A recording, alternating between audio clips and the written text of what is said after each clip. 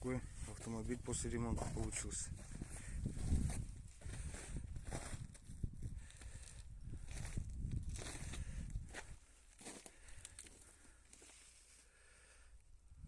Панелька новая, все новое. Сидушки. Все новенькое. Рычаги он покрасит.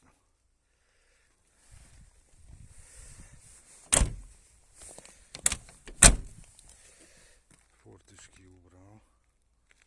Зеркала.